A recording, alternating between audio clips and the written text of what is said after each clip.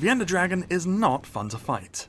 I'm not alone in holding this opinion, and indeed most people who play Minecraft do not do so with the intent of even touching the dragon, let alone the rest of the end. In this video, I'm going to be going over why exactly this is the case, what I would personally do to fix it, and show off some ways people have already improved the fight.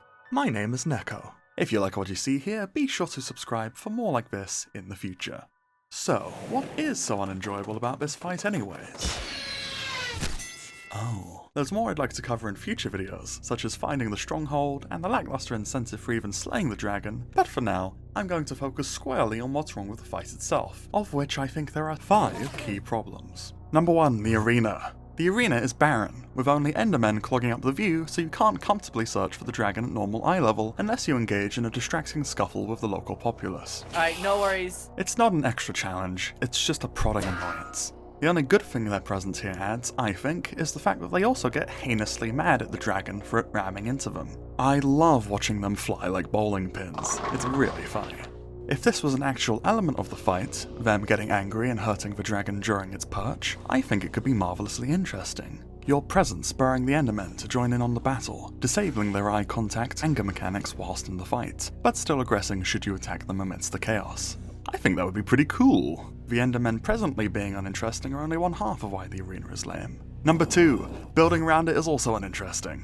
The only ways to get to the end crystals healing the dragon are either by shooting them, which I admit is actually quite fun, or by pillaring up to the ones that are stuck in cages. This is both unchallenging and uninteresting. The only thing you have to worry about here are the dragon's fireballs, which you can move away from either by continuing to build up or by dropping down. This is perhaps the laziest strategy one can employ to scale anything in the game vertically, and it's insane to me that this is more or less the de facto way to approach this fight. What if, instead, the obsidian pillars had chunks of endstone debris encircling them, allowing you to climb up and build on them like a little impromptu parkour course? A parcourse, if you will. Movement would be kept dynamic, and if the dragon's fireballs caused explosions on contact, they could even modify the terrain dynamically, keeping the fight varied and interesting. Once you have made your way to the end crystals and blown them up, the dragon is finally vulnerable to sustained damage. So, whilst it's still flying, what are your options from here?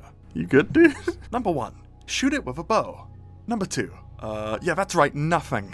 Even when you try to shoot it, the dragon moves so erratically and from such a distance that successfully landing strikes with any of these weapons feels like a pot shot every single time anywho. Which would be fine, if the dragon didn't keep flying away. Get back here! Number 3, the dragon's AI is bad.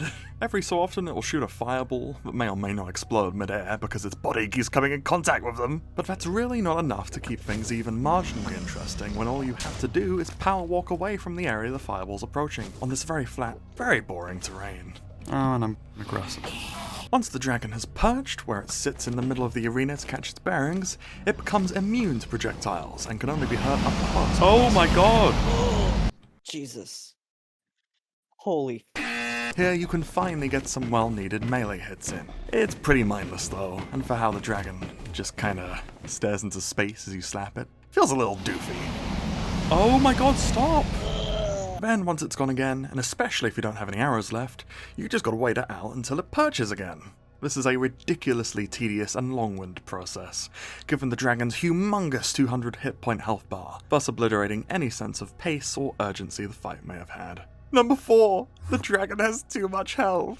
Alright, first the easy solutions to fix these problems. First, reduce the dragon's base health to 100 hit points instead of 200, and then scale it up further, about 20 at a time, for each additional player joining the fight. I think this would solve the pacing issue exquisitely. Secondly, for a blanket fix regarding the AI, just make it more aggressive. There's no reason for it to be flying halfway across the map when you're in one place. It just makes the fight more long-winded and boring and hard and terrible. And now for the fun suggestions. Let's give the dragon more attacks. First, explosive fireballs. This would greatly help make the plain flat terrain change shape over time as the dragon barrages you with numerous explosive projectiles. Making the fireballs explosive and fiery, akin to ghast fireballs, would also just make them more threatening than these silly little particle clouds, which amount to just another poison effect in practice.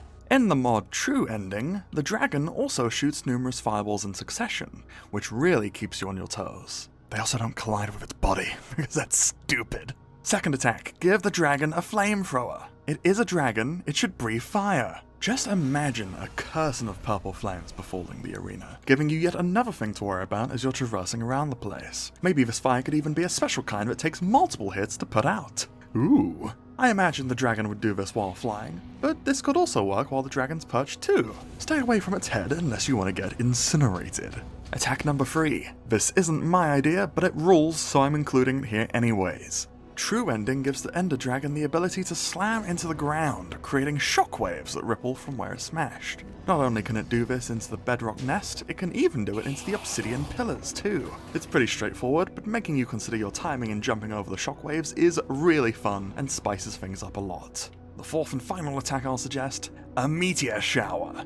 Whilst the dragon's perched, just before flying off, it could spew an absolute ton of fireballs into the air, only for them to fall back to the ground in a telegraphed manner, with crosshairs showing up on the blocks there to befool. Hell, maybe this could even be performed whilst the dragon's in flight too. Anything to keep the interim periods while it's busy moving. Or while it's moving busy? I don't know. There's one more component I'd add to really keep the momentum of the fight moving forward. Dying is really disruptive. No matter how many pretty particle effects, cool attacks, superb sound effects, or awesome soundtracks you add to the fight, all that comes to a complete screeching halt once you die. I don't have any arrows! Now this makes sense. Dying sets you back to your last respawn point, and you can't set your respawn point in the end. What are you most likely to do once you've respawned, however? Run right back into the fight, probably. It's annoying and disruptive, especially if you die a lot. So, I propose, and tell me if you think this is insane, that during the Ender Dragon fight you should be immortal. That is to say, if you lose all your health, you're given penalties instead of a complete wipeout, and you're put into a weakened state for a moment that makes you unable to attack. Let's call this Grace. If you can retreat and survive in your grace state for a little while, let's say 10 seconds, you experience a second wind, where your health and hunger bar are completely rejuvenated, allowing you to get back into the battle. To be completely transparent, this was inspired by the final boss of Undertale, because I think resisting death is really cool. Maybe bottling dragon's breath and brewing it later could even give you this effect in the overworld and Nether too. Last but not least, the sound. During this fight, C418's The End plays in the background, which is a beautiful, haunting, atmospheric song, don't get me wrong, but it just doesn't fit a climactic dimension-quaking battle with a killer dragon at all. You know what does, though? True Ending's original score for the fight, Dragon.ogg. Amidst everything else the mod improves aesthetically, actually giving the fight a score worthy of the drama it should evoke more than makes up for the original fight's shortcomings. It is really good. What would you do to improve the dragon fight? Do you think my ideas are stupid? Let me know in the comments. I hope you've enjoyed, and I'll see you again in the next one. With any luck, bye bye!